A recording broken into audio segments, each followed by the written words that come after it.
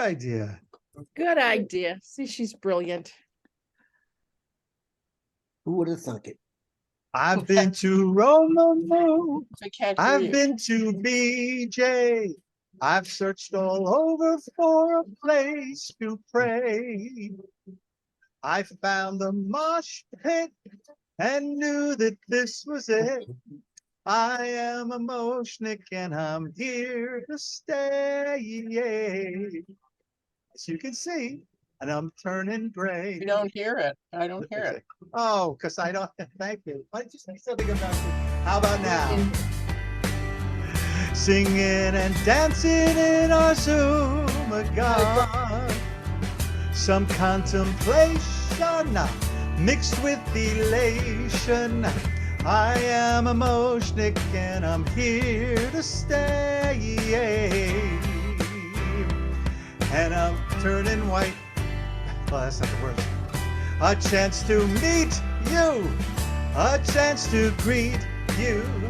A time to deepen what it means to belong. So let's dig deep tonight. See what we reap tonight. I am a moshnik and I'm here to stay. And I'm turning gray.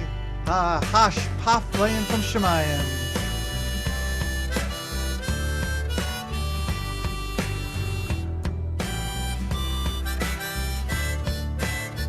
My apologies. I forgot to put original sound on, and that's why you couldn't hear the music. But look who snuck in. Mary Rita and Rachel and Marlene and Elliot are here too. And without further ado, let's all welcome our dear Moshnik, Reb Chaya, who has some really terrific learning to share with us tonight that I'm looking forward to. Hey. Welcome everybody. Shana Tova. Gemara Tova. And so I've been thinking about this this form of therapy called internal family systems. It's taken me a while to get onto that, and I see the knowing look in Mary Rita. We give each other no, yeah, I know that. So the whole point, I was thinking along these lines because it's time to get back to where we were when we were born, and that innocence, but also with a little bit of wisdom. And so as the Shlomo Carlebach of blessed memory says, return to the land of your soul. And so that's really what this is about. So the idea is that we have a system. Outwardly, we have a system that's called our families. We've got parents, God willing, there were two parents, doesn't matter which gender. And we have us and we have our siblings. And something happens in that family system, whether it was a disease or it was a good thing or addiction or something, and the family had to balance itself out in order for the system to maintain its equilibrium, because that's what it does. It needs that homeostasis, that balance. But Richard Schwartz, a psychologist, determined that we have this internal system in ourselves. So as we grow up, we're born with a soul. And then something happens. Reb Zalman of blessed memory said that every 7 years, we have to take a look at ourselves, break our lives down into sevens, and some significant event happened at the age of, within those 7 years. You know, whether it's being born, going to school, then we go into our teenage years and we get into relationships, and then in the 20s we go through our college years and careers, and then on and on. Richard Schwartz says that it's like a bulb of garlic. Inside there is this stem, okay, and that stem is yourself or your soul, your neshama. And as we go through our lives, garlic cloves pop up.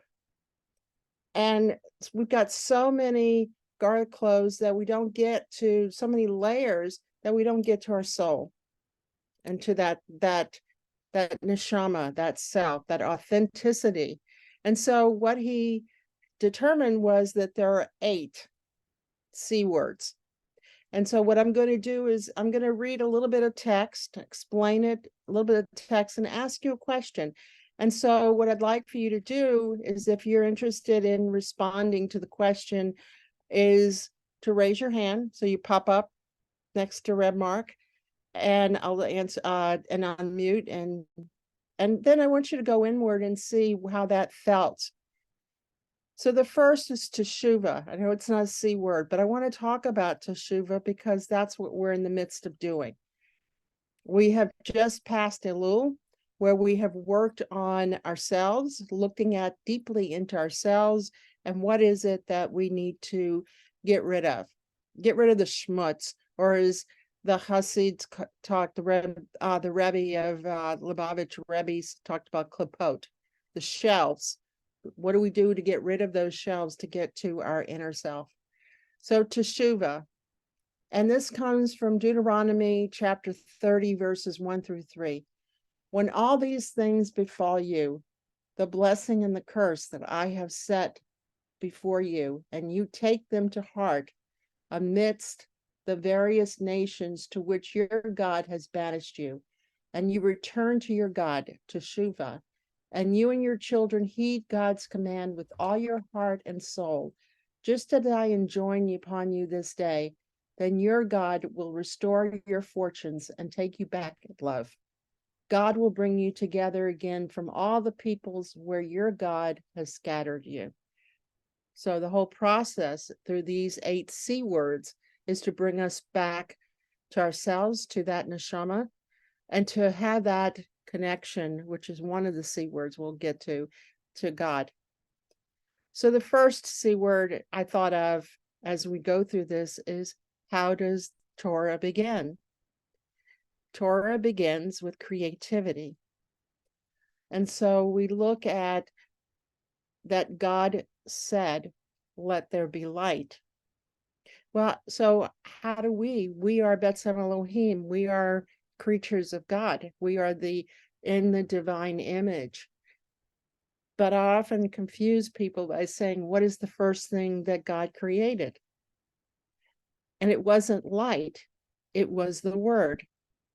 So whether you're like Mark and you can come up with some wonderful lyrics, or whether you can write, draw, paint, whatever it is that's problem solving. So I'm going to ask you, think about a time when you have been creative.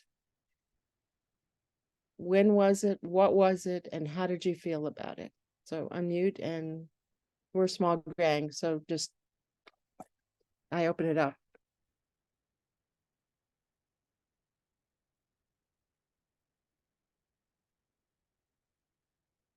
Yes, Dan. I remember being creative with clay. I used to be very good with creating, first of all, things that looked like dolphins and people, or football player, this and that, but also some more abstract types of things. So I would work with clay quite a bit, and enjoyed it a lot because I was using my hands and using my imagery and all that. And so for me, it was very creative, limited, but it was creative. So, and how did that feel?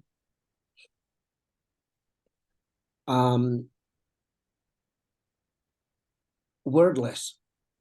It felt wordless. I was not in my head. I was just doing and being with it. And so it was, I wasn't thinking or planning or anything like that. So it was just sort of, there was a purity for that. Devorah, thank you. Well, Chaya. This question, for some reason, transported me back to 1987 when I had my first son, and how happy I was, and how happy I was being a mother of one and then two kids and then all the peripheral stepkids. But in as you pursued the question or elaborated on the question, it made me realize that, I mean, as when I was 8, if you asked me what I wanted to be, I didn't know about rabbis at that point. So if you asked me what I wanted to be when I grew up, I was going to be a mother and a teacher. And I would not be in a relationship with someone later in life. I decided I would not be in a relationship with someone who didn't want children because I needed that to be part of my life. And so when I was in that time, when my kids were little, and man, I was just living the life. I forgot how good it felt. So thank you. That was very creative. And you can see the light coming from your face as you Yeah. connect that source. Yes, Marlena. In the last few months over the summer, I went out and I bought all these art supplies, but I don't really know how to use them. And I didn't care. And I'm actually looking at them because I'm in a room now and I can see a lot of things I've made.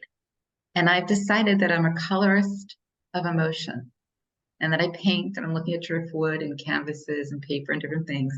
And I paint just to feel the emotion, just to feel what the color brings up, just to feel good. And I actually have it around me, which is funny because it's just about color and how I feel. There's nothing that would show like, she had any like training to do that. But I really like it. And especially I'm proud of the driftwood. Miriam.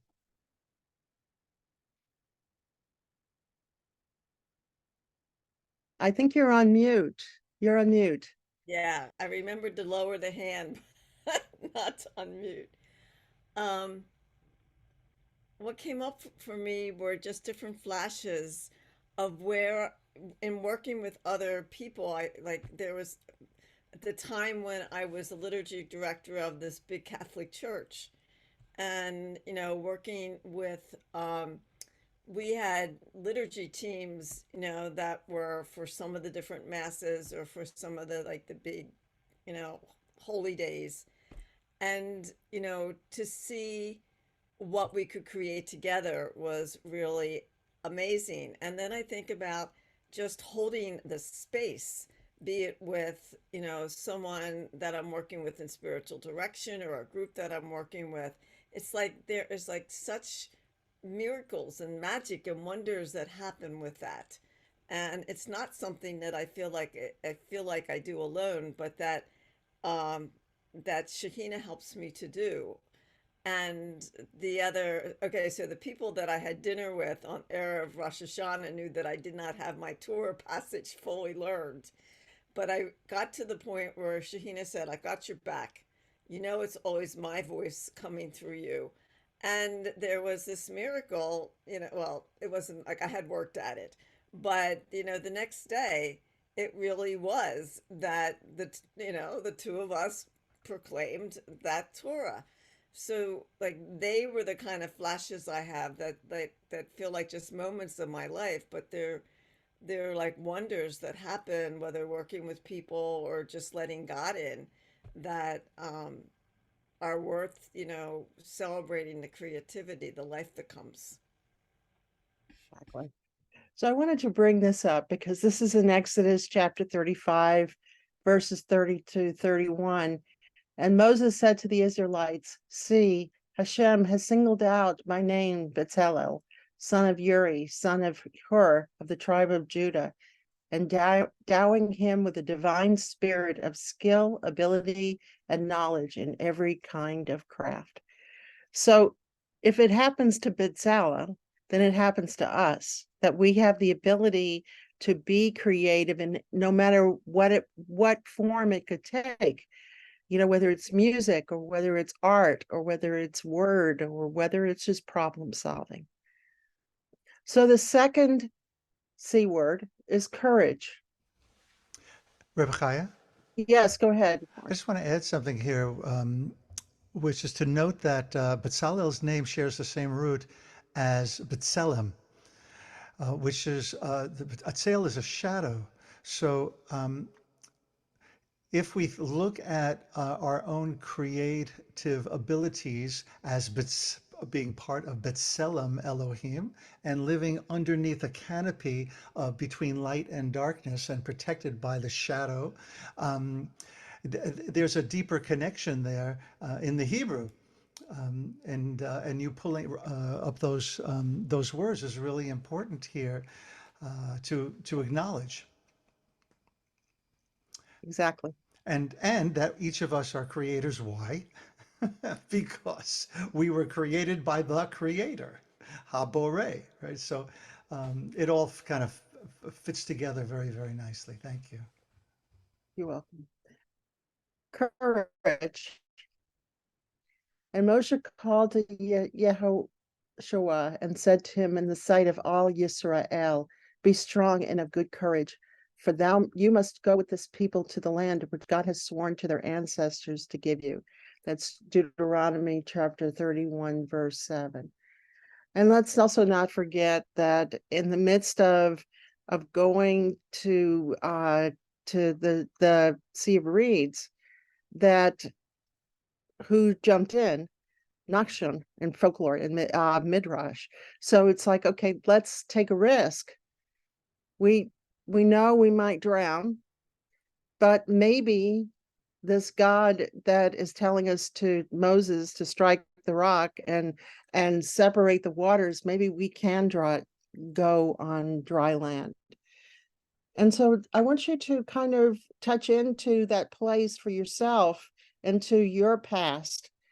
And what was courageous? What did you do courageous?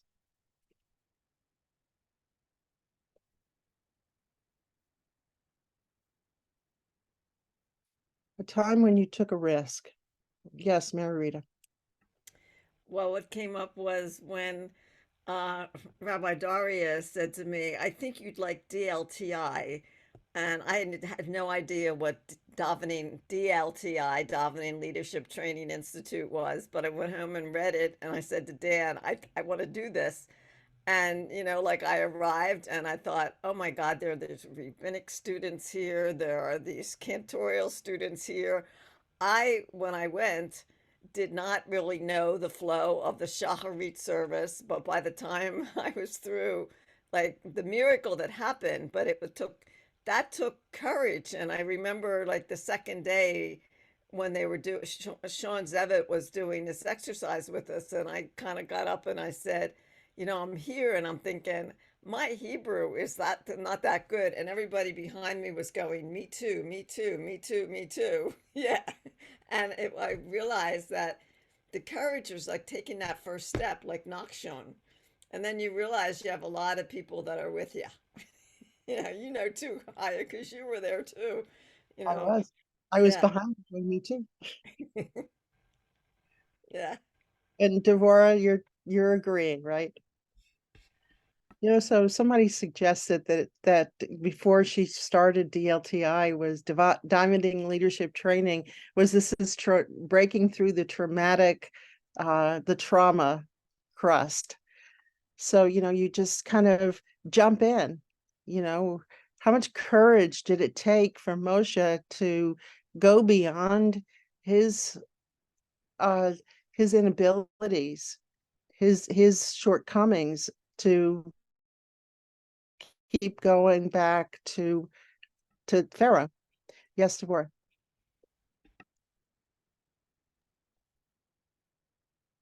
I must be very open to you tonight, Chaya, because Good. this is so good. Called Um, trust. Pardon? Called trust. Trust, yeah. Um, I think the time that I was the most courageous and the most afraid was when in my mid 40s, when I started having flashbacks to some pretty horrific things that happened to me as a child that I had no idea about until that time. And as I started getting inklings of it, I knew I had to find out what it was. And I was terrified. And it took pure courage to keep going back and working with the therapist and the craniosacral therapist and to still, I was a single parent at that time. I would go and do it, and then I would come home in the afternoon and write and sleep and get up and wash my hair and be ready when my kids came home so I could behave like a normal person, a normal mom. And I just kept going until I got the answers. But it took so much fortitude to do it and courage. But it was Yes. so worth it. And we are glad you did. Yes, Red Mark. Uh, the thing that I was most courageous and most fearful of was having children. Is that Marty. Shivati. And so the next one is confidence. And Reb Zalman of blessed memory, he talks in Psalm 27, which we have just read, and we are supposed to read uh, until Sukkot. Says, even if a gang surrounds me, my heart is not weakened. If a battle is joined around me, my trust in you is firm. So again, Moshe, who says, yes, I am going to free these people, even though everybody around him, including the Israelites, were like saying, no, we don't want to be freed. Yes, you're going to do it anyway. So it's kind of like, yeah, I'm slow of mouth, right? And so we have like one of the prophets who gets burned, by the angels and still manages to connect to his prophecy. Elliot, you can unmute. Sorry. Yeah, I was gonna chime in if you're gonna explore the midot of courage. Oh, go Yes? ahead. Yes, we can Oh, go back. I mean, I'm sorry, of confidence, because to me it kind of relates to courage. Like at first, I would do a new thing. For instance, I decided to start teaching young kids Judaics. And I'd never done it before, but I was asked and I decided to do it. And well, I think other people would say that took courage. And to me, it wasn't really a matter of courage so much as just kind of getting out of my comfort zone. And I've done that periodically uh, in my life, done other things that are outside of my comfort zone and they turn out okay. And after a while of doing that and then looking at myself, I kind of realized that what other people probably think of as courage to do what you've never done before sort of seems like confidence in some ways, that you have the confidence in yourself that it's going to be good and that you're going to do things in a way that are novel and beneficial for other people. So the courage and the confidence connection, I find, are kind of two trains running on the same path sometimes. Yes, they're interconnected. Don't you have to have the confidence enough to say, yes, I'm going to take this risk? So think about your own lives and your histories, and when did you have confidence that, yes, I know what I'm doing, and despite my fears of being an imposter, my imposter persona, I'm still going to do it. Anybody relate to that?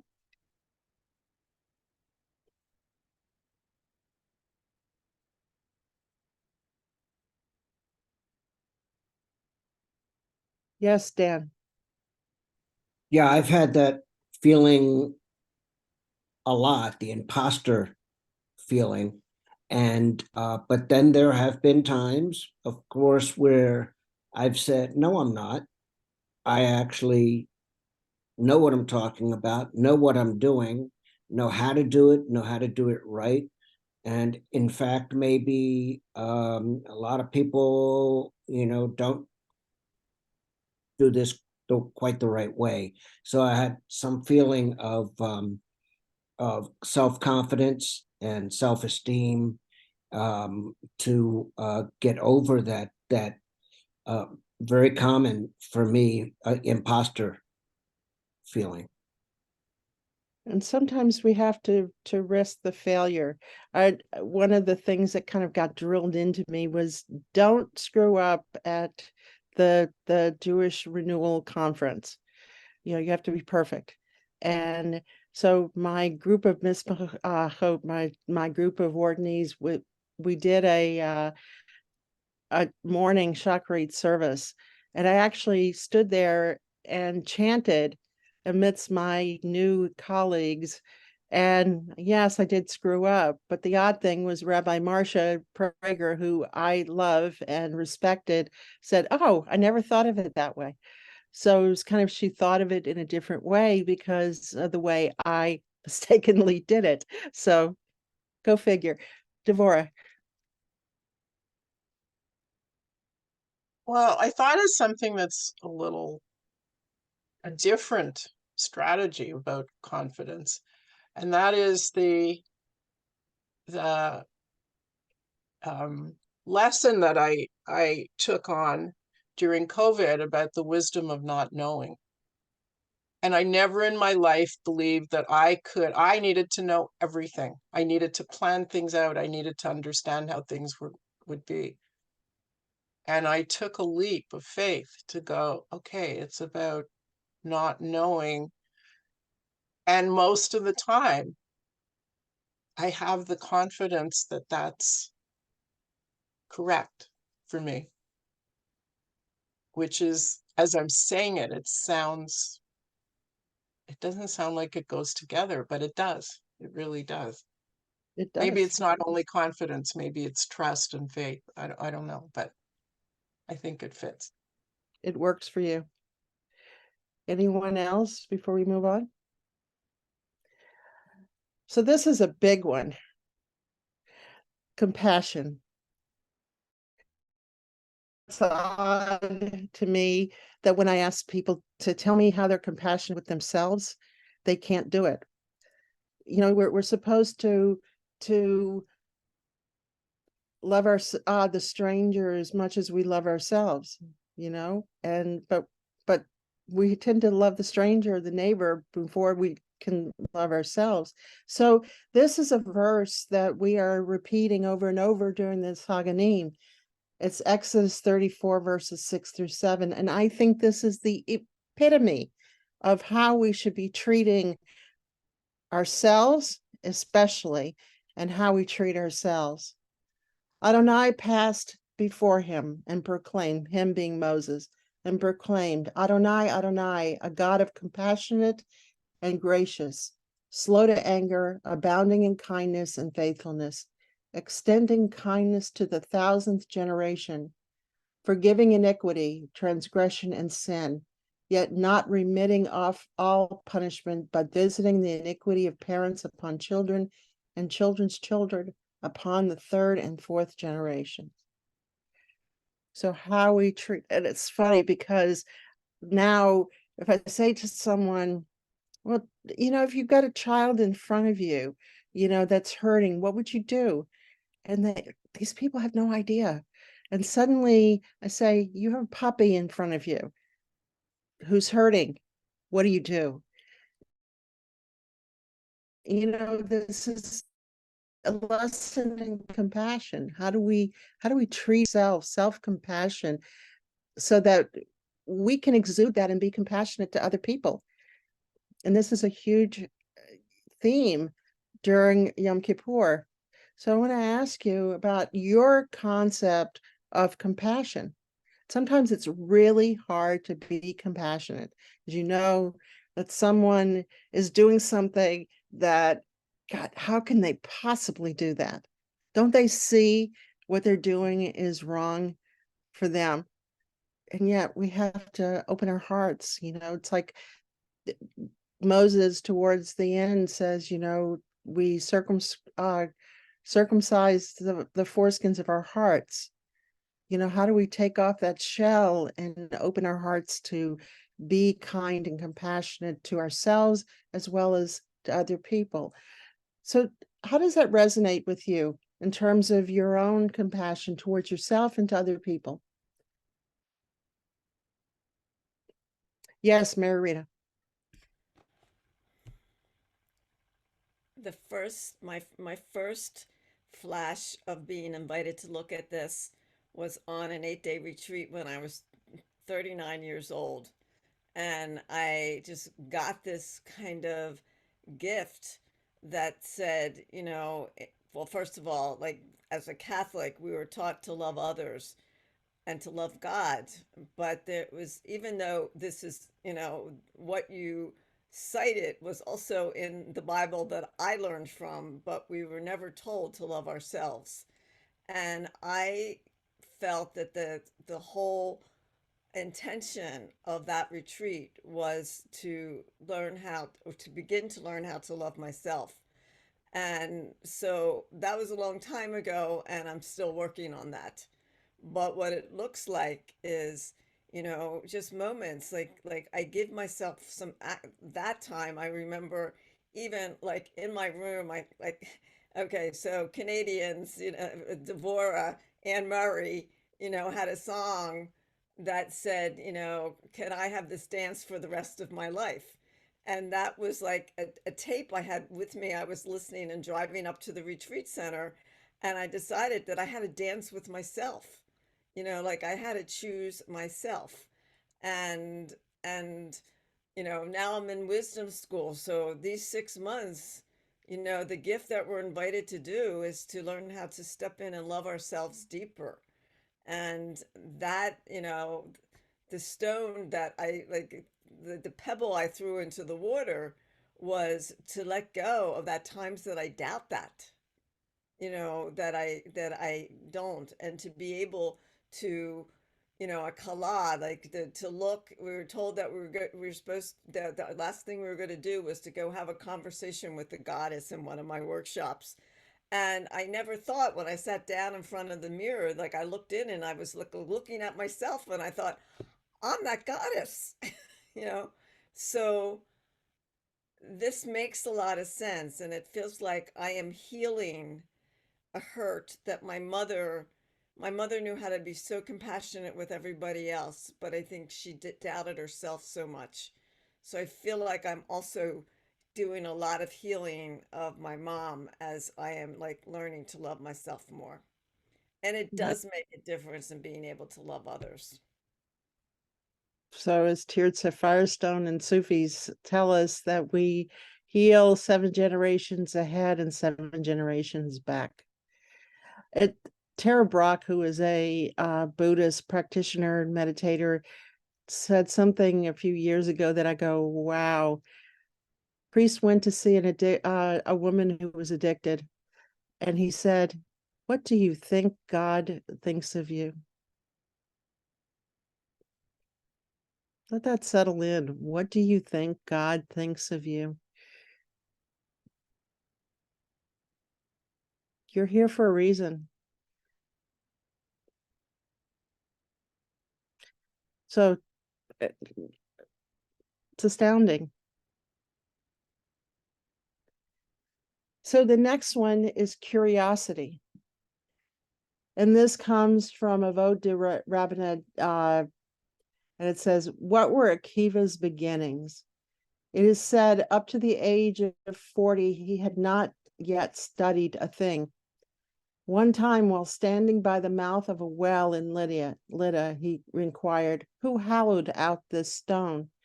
And was told, Akiva, haven't you read that water wears away stone in Job chapter 14, verse 19? It was water falling upon it constantly, day after day. At that, Rabbi Akiva asked himself, is my mind harder than the stone? I will go and study at least one section of Torah.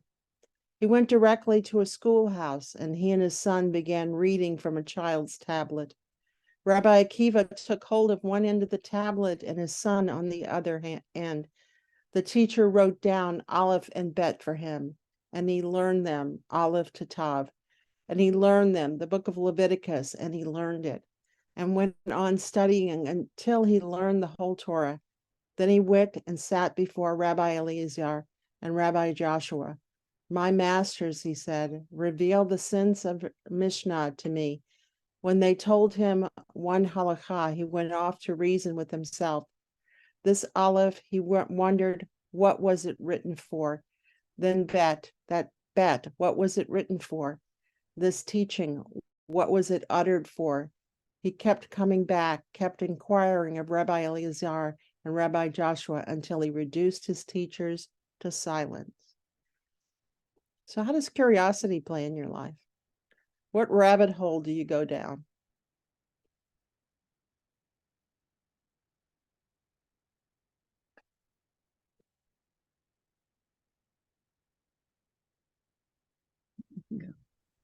I guess Yes, Gail. I go down a lot of rabbit holes because that's what I love, and also sometimes don't like Google because I'm looking up one topic and then it lets me to another and then another and another, and then all of a sudden it's 2 or 3 hours later and it's like, wow, I learned a lot, but that isn't exactly where I was headed. So curiosity for me has always been a trait because I love learning new things, and it makes life fun for me, to be curious and to meet new people and to talk about new ideas. So I love curiosity. We're always learning. When people, before I have a friend who's retired and she says, I can't believe, I have no idea when I was able to go to work, because she's always taking some class or doing something to learn. So it's, how do we keep that curiosity going even as we're aging? So that's why the whole point of all these classes that are popping up and what was great about COVID, if there's anything that could be said about COVID, is that all the classes were being put online. So it's like this well of passion to keep learning.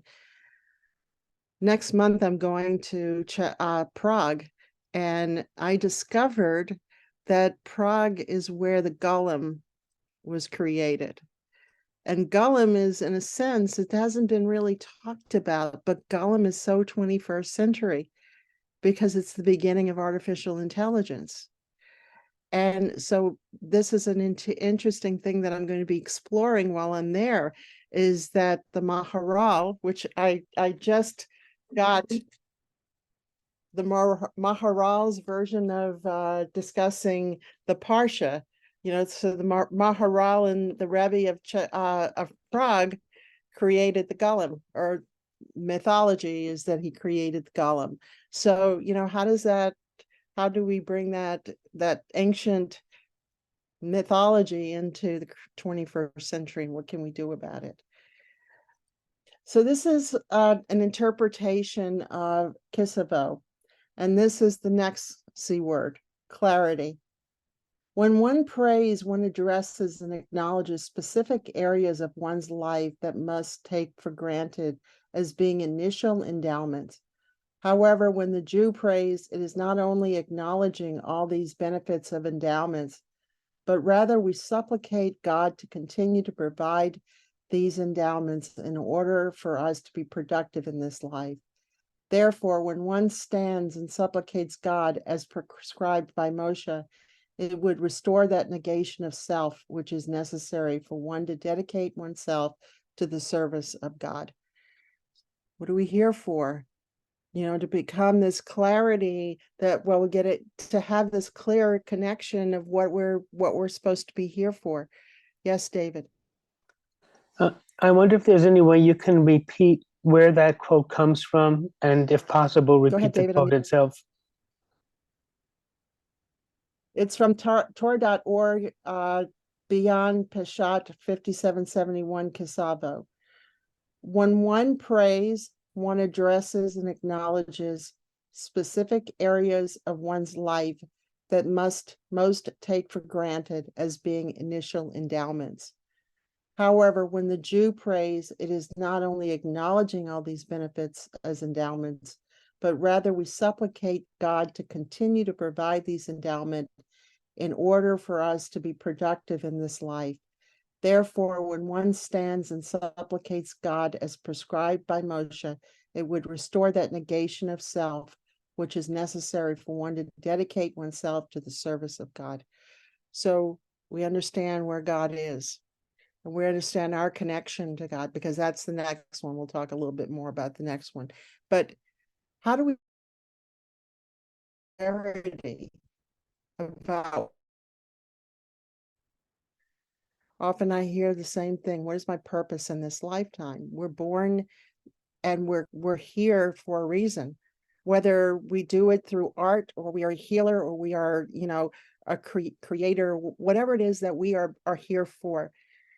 We are here as a tikkun to fix the world. Remember, when God created the world, God said it's good. And the reason it's good is because we are in partnership with the Holy One to make it better. We each have skills, as we said earlier, that we each have been endowed with skills. And how do we bring those skills to our lives to improve the world? And we can't be like Gandhi and or Martin Luther King, but we can heal the world, our little world. So one of my teachers, Rabbi Mitch Shefetz, talks about how you throw a pebble into water and it ripples out. So how are we clear on what we're supposed to be doing so that our world, the world that we're in, the people surrounding us, can have that tikkun? Any comments about that? David, did you want to say something, or because your hand's still up? No, I re-raised it because Oh, I okay. wanted to comment. Go And ahead. I was having a conversation with a growth partner today on Zoom that reminded me that I often can't get to clarity on my own, and I can't see egg on my own face. And if I can have partners with whom that I can be reflected in a positive, growthful way, then I can come to greater clarity than I can in other ways, even if I'm praying by myself for long periods of time. Thank you. So it's expansion of your mind to allow that still small voice to say, this is what you're here for. Devorah. I find that in the different spheres that I'm in, so I do classes at the mental health hospital online, and I do all my Jewish classes, the various things that I do, and I find that everything eventually starts merging, and I especially notice it in the mental health classes, where I see things in a different way and can explain the connections sometimes to people in those areas, just because of the perspective that I have from all the various places that I've been and the things that I've experienced. So I think that I'm seeing how everything is coming together slowly. And then sometimes I see how it's falling apart too. But when it's coming together, I like that part. And it provides clarity. So my experience and my expression of it can provide clarity for other people, or the beginning of a new perspective for other people. Anyone else? Thank you, Devorah. Yes, Mary Rita. When I was in Hashba'ah, my cohort and I, we would talk about how often we were reflecting and reflecting and reflecting on reflecting and writing reflections. And that process was such a gift for me, because when I sit and I reflect or I meditate, there's often clarity that might begin to sprout up, and then a little bit more like the next time I go back and the next time I go back. And sometimes, that clarity doesn't come, like the gift of not knowing. but that clarity often can come through one of my spiritual directees, or comes through Dan, or comes through relationships that we have, or we'll be together at Motion, we'll be in breakthrough rooms. So I think for me, whether it's like my individual reflecting, or just the gift of being able to reflect with holy friends and community, it's a way that clarity can just deepen. Right. So there's a mirroring that happens in breakthrough rooms and in any interaction that we have. So the next one is connection. And so this is from Reb Nachman of Bratslav. At our core, we are a soul, a part of ourselves which is unchanging. And this is from a sheet from Safaria. When one forgets the essence of one's soul, when one distracts the mind from attending to the substantive content of one's own inner life, everything becomes confused and uncertain. The primary role, which at once sheds light on the darkened zone, is for the person to return to oneself, to the root of one's soul. Then he or she will at once return to God, to the soul of all souls. Then he or she will progress continually higher and higher in holiness and purity. This is true whether we consider the individual a whole people or the whole of humanity, or whether we consider the mending of all existence, which always becomes damaged when it forgets itself. So there's this connection that happens with ourselves. I always think of spirituality as this connection with ourselves, connection with the divine, connection with the natural world, and connection to the individual or the whole community. So this is why Jews pray in community. We need a minyan for a reason, because we need to be in connection with other people. And the major sickness in terms of people who are getting older is isolation. And so when you are connecting with other people, then that helps you feel better. I came across this researcher who does relationships, and he determined that even loners, people who claim to be loners, need at least one person in their life. So I often ask people, who is the one person in your life that will hold your hand while you go to the doctor's office, while you go through chemo? So that's the connection. And sometimes we need that connection to animals too. Yes, Dan. Yeah, I mean, connection to me, as I was looking down the list of C's, it kind of connects to all of them, because when you connect with somebody else, you're creating a relationship, which in some ways is God, is that spirit of connection to others people, is the reality of between the two of you. So that's very creative. It takes courage to create a relationship and to be open to it. It requires compassion and creates compassion through curiosity, that you're curious about the other person and learning from it. And it also creates a clarity in yourself. You can learn about yourself in a relationship with somebody else. So a lot of this fits together for me of how important connection is. Yes. Shamati. Devora.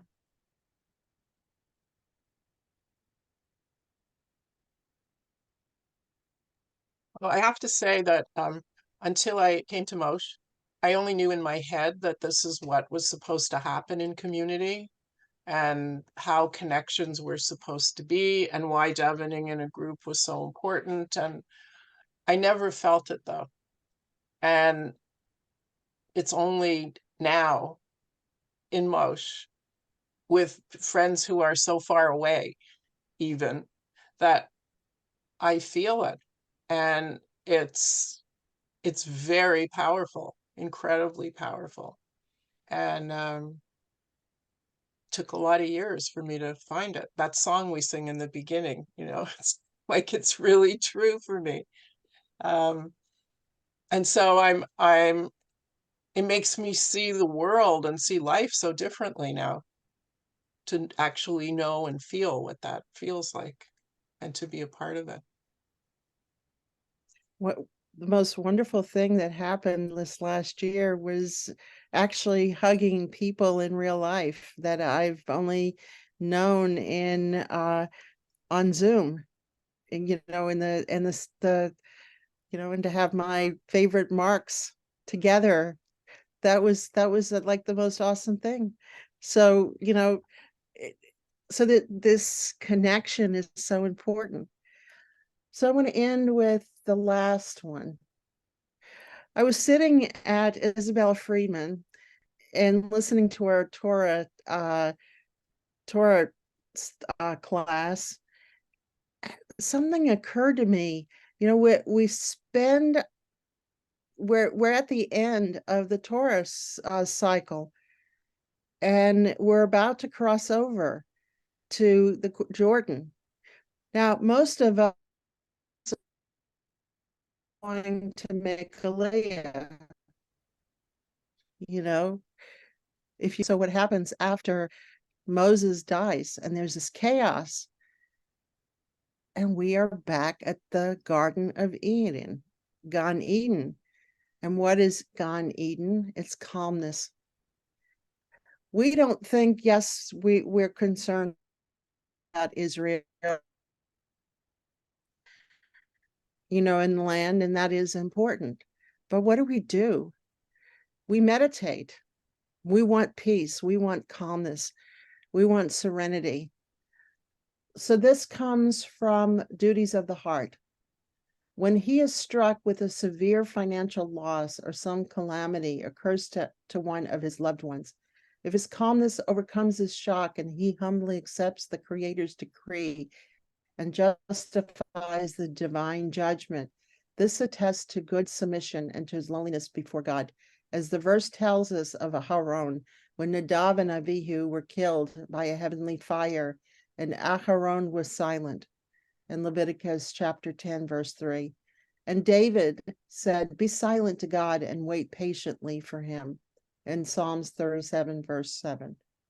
And therefore the wise shall keep silence in that time, Amos chapter 5, verse 13.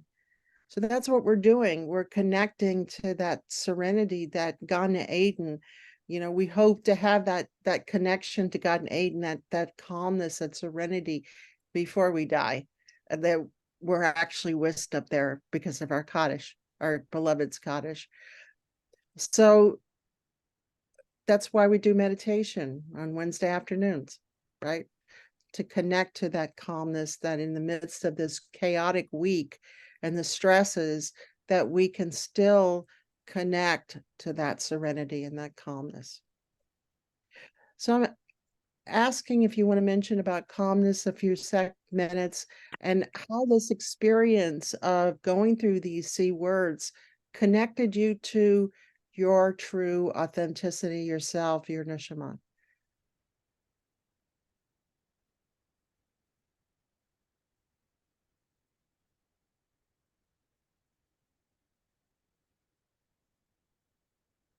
Okay. So, is Reb Shlomo? Yes, Mary Rita.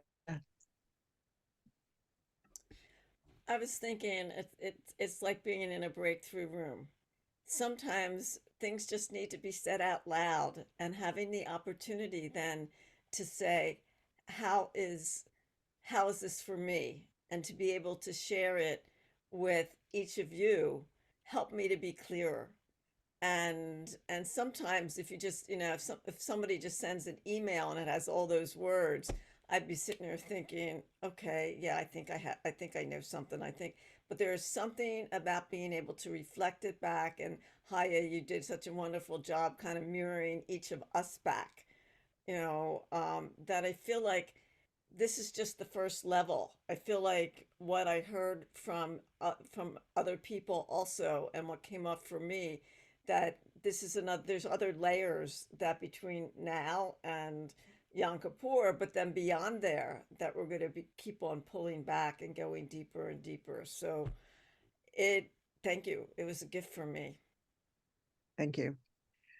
Yes, Dan. So for me, um, um, I'm one who struggles with the supernatural, God as a being, and all this.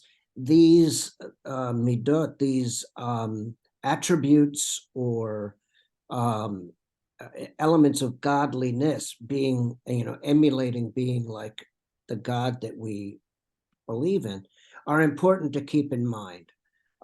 There's so much here for me to cycle through all the time, to keep aware of these values, these ways of living, ways of being in this world. So it's and that's part of the teshuva for me, to return to this sort of basic simplicity of the inside, and the purity of it. Marty. Shamati. So we are returning to the land of our souls. And I think that I thank you for your attention and being on this journey with me. And I'm going to turn it back over to Reb Mark for his version, his creative version of Teshuva. Thank you, Reb Chaya. Let's give it up for Reb Chaya. Thank you so much for creating a container of stillness. And I use the word stillness as opposed to, or in contrast to calm. You asked about the word calm. And for me, calm is a personal place where I can reflect and that I feel. Stillness is a greater what's the word I'm looking for? It's a greater awareness. You mentioned Tara Brach. She uses that word, an awareness that surrounds and fills us. Some call that God. So for me, the calm is a personal thing, and stillness is that which, it's the still small voice that arises both in us and around us. It is the still waters and that lie beneath the tumultuous ocean that's it's 15 feet below there. It's very, very still and calm at that. So I just wanted to share a little bit about answer your question. There are two things that I want to share before I sing and we say goodnight. Well, first of all, actually, before that, welcome, David. It's wonderful to have you with us. It's always great to make a new friend, and I hope that you'll come join us again sometime, especially on a Shabbos morning. We tend to use, there's language, breakthrough room. What the heck is that? It's what we call breakout rooms, but they're so named because it's where our hearts just have opened up to each other in a safe container in which we can share our personal Torah as refracted through the Parsha Shavua. And it's how we got to love each other really deeply, so that by the time we got together in person, as you were mentioning, Reb Chaya, it was a love fest at our in-person retreat. And so it would be wonderful for you to join us some Shabbos morning. And if you'd like to do that, if you want to be on the mailing list, put your email address privately to me in the chat. And Linda, it's always nice to have you as well. And of course, you're invited to come on a Shabbos morning or Rosh Hashanah. A lot of us belong, well, not me, to other communities. And so we have other places that is our spiritual home as well. I want to share what I think is a teaching that clarifies some confusion about does it mean to return. And what are we returning to? So the word teshuvah is often translated as to return, but to return to what? So if we break up the letters of teshuvah, we have in two words, teshuv hey, teshuv Hashem. We return to God. And what does even that mean? Okay, so let's break that down even a little bit more. There is in our wisdom literature countless places, especially in the mystical tradition, where we are reminded that our souls are unique. They're not only eternal, as in Elohai neshama shenatatahi tohorahi, right, and pure, but it's unique to each and every one of us and our aspirations. So that what is interesting, a pathway to one person is not another person's it's not a person's a path. So, that's what halacha means. It's a path. Holech, halech, to go, to move forward, right? So we find a path and we take that path and we lose our way, as Devorah lost her way in the woods earlier today, right? Or in the story that's, in the first page of our Siddur, we lose our way. And it takes another person sometimes to come along and show us the way out, which is why, David, I found what you shared so important about how it takes a chavruta, how it takes someone to be looking at and reflecting ourselves through their eyes back out at us. It's the reason we go into chavruta to study. The rabbis teach it's like metal, that when two people study together, because it sends sparks out that would not arise from one person studying by her or himself. But each of us have the capacity to study in our way, to do teshuvah, to return to our uniqueness of our soul. So here's a teaching that just knocked me out when I learned it, and I used it in my smicha ceremony speech. And there's Reb Zalman of blessed memory sitting right in front of me. This is from Rav Kook, who was a mystic, the chief rabbi of Palestine. Rav Kook teaches, Kol Adam Tzarich Lada'at. Every person needs to know. Shekarui hi la'avod al pi ofen hachra'a v'hargasha hamyuchad shelo. That every person is called upon la'avod, to serve, right? According to the way that that person must serve. That's compatible to his unique, miyuchad, special aspirations and feelings. Now this is the ringer of it. Al pi shoresh nishmato. According to the true core of, that's right, Dan, of his or her soul. So when I'm digging, right? Reb Zalman called us, we go into meditation, we are geologists of the soul, right?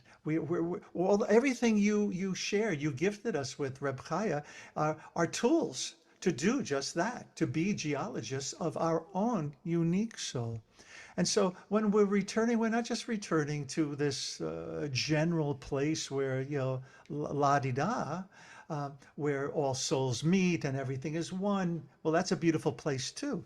But in this lifetime, living in Gashmiut, living in this plane of existence, we're returning to that kernel, right? That's oftentimes hidden by all the karmic schmutz. And Reb Zalman teaches also that, it's hard.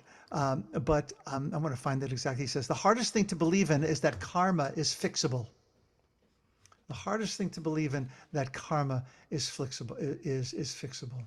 And so we really need to believe that and then do the work, and that there is a unique soul to return to, so that the klipa that you referred to before, Reb Chaya, we kind of like chip away at it, like the water too. You had so many beautiful metaphors and so many beautiful sacred texts that you unpacked for us tonight. It gets chipped away, the water, right? It flows by that rock, and it flows and it flows and it flows. And then eventually it will reveal our true nature. One other thing, which I have not shared all of Elul, which is one of my favorite teachings, which I'm going to add a sixth chapter. Some of you might be very familiar with this. It is called the Autobiography in five short chapters by Portia Nelson. The first time I came upon this, I said, that's Teshuvah right there. It's awesome. So here we go. Chapter 1. I walk down the street. There's a deep hole in the sidewalk. I fall in. I'm lost. I'm hopeless. It isn't my fault. It takes forever to find a way out. Chapter 2. I walk down the same street. There's a deep hole in the sidewalk. I pretend I don't see it. I fall in again. I can't believe I'm in the same place, but it isn't my fault. It still takes a long time to get out. Chapter 3. I walk down the same street. There's a deep hole in the sidewalk. I see it there. I still fall in. It's habit, but my eyes are wide open. I know where I am. It's my fault. I get out immediately. Chapter 4.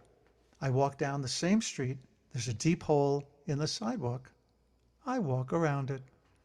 And finally, chapter 5. I walk down another street. I have a sixth chapter that I realized after many years of sharing this wonderful teaching by Portia Nelson, that chapter 6, the whole thing starts all over again, right? Right, and the ponies go up and down, right? We're not captives on the carousel of time. We have the ability to change our karma, and so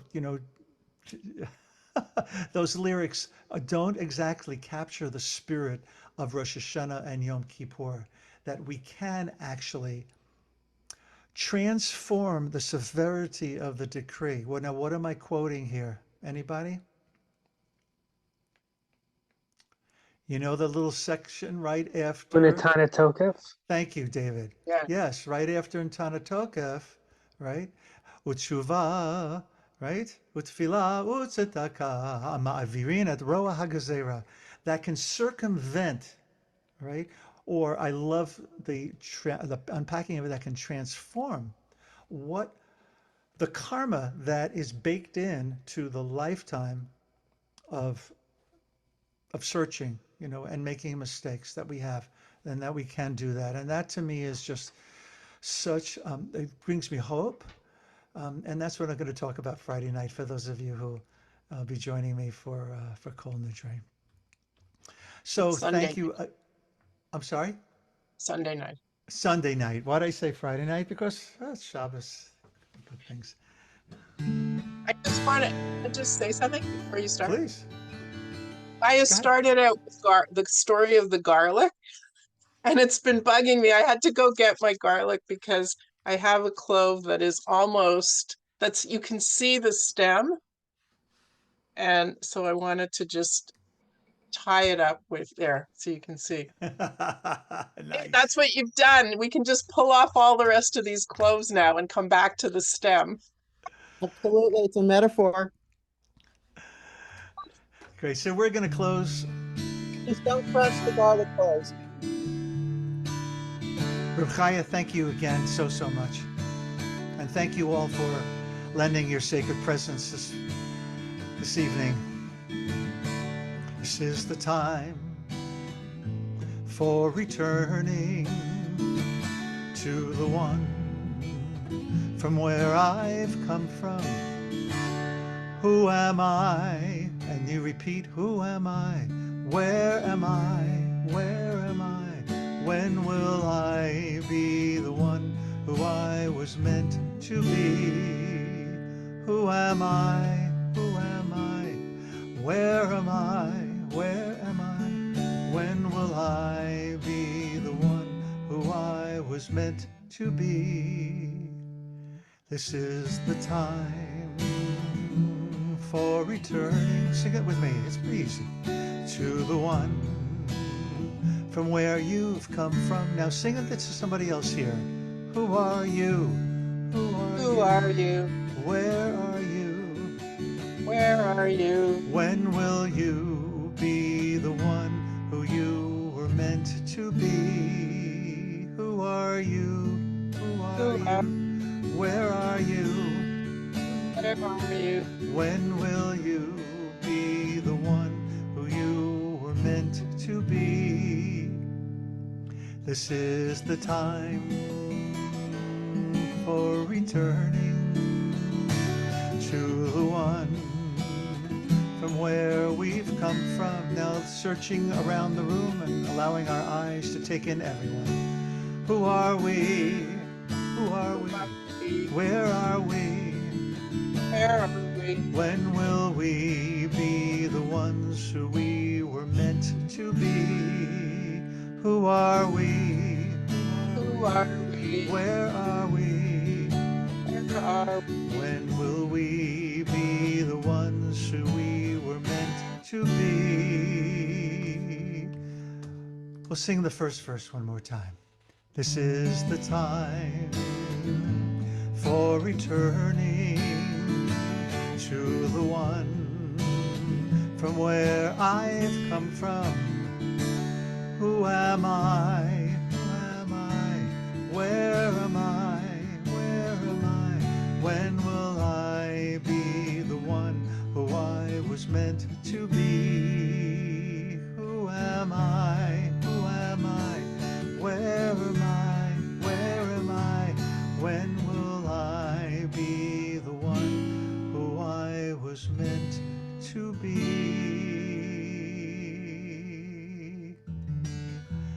Again, thank you, Reb Chaya, for giving us some more tools to do this cheshbon hanefesh, this accounting of the soul. Good night, everyone. La la la, la la la, la la la.